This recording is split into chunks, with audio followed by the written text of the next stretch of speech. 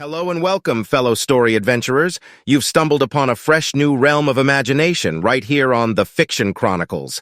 And I'm thrilled you've made it for the grand premiere, our very first video. It's no small feat finding a channel amidst the vast expanse of YouTube, so from the bottom of my heart, thank you for being here.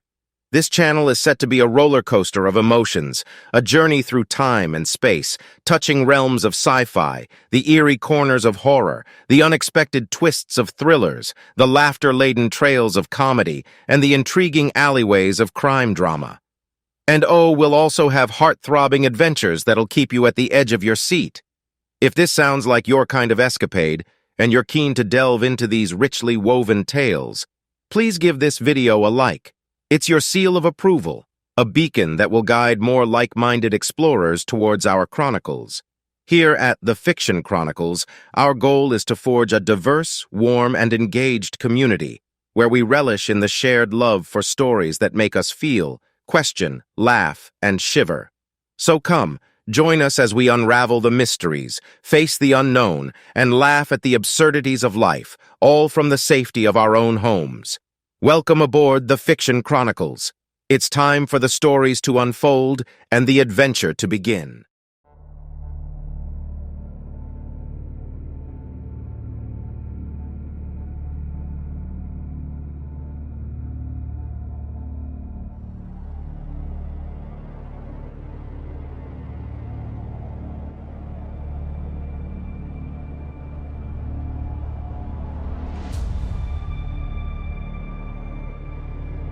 In the unfathomable expanse of the cosmos, aboard the spacecraft Nebula Wanderer, lived a man known as Captain Tom Larson.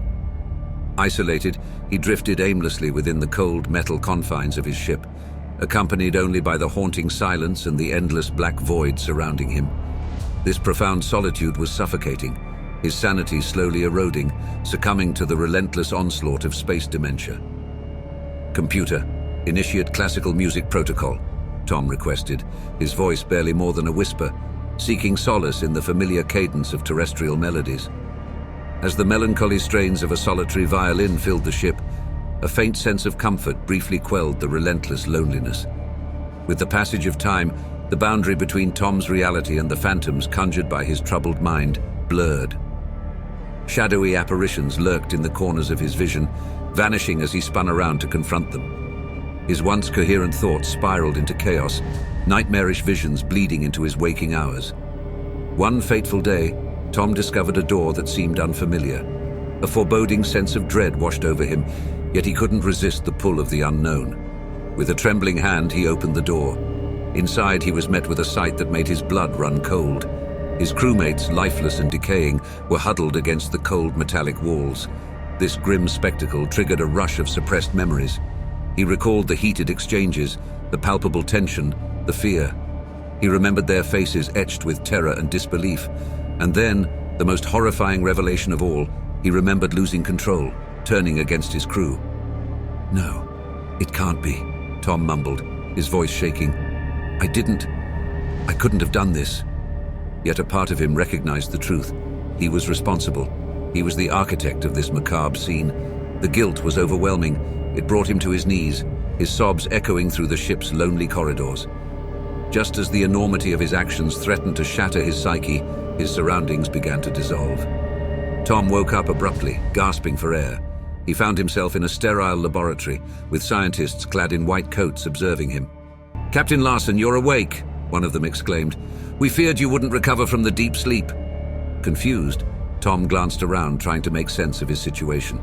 "What happened? Where am I?" Dr. Michaels, the lead scientist, stepped forward, concern etched on her face. "You're in a research lab on Earth, Captain. You were subjected to a long-term space simulation while in a deep sleep. It appears you suffered from space dementia, and your mind concocted a distressing scenario where you killed your crew."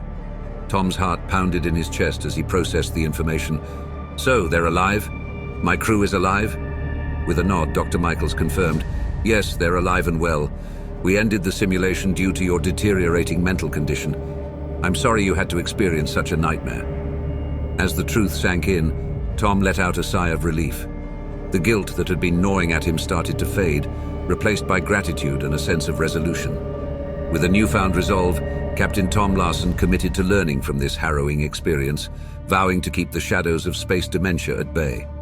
He knew he would guide his crew safely through the unexplored reaches of the cosmos, fortified by the unshakable bond they shared, a beacon of light amidst the darkness of the universe.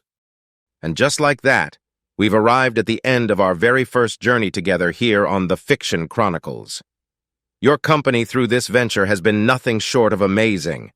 I want to express my deepest gratitude for spending your valuable time with me today. Seeing you here on the other side of this screen is what truly makes this all worthwhile.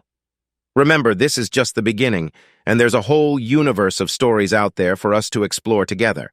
So, until our next thrilling adventure, take care, stay curious, and keep the magic of storytelling alive. Thank you once again, and don't forget to like, share, and subscribe to The Fiction Chronicles. See you in the next video.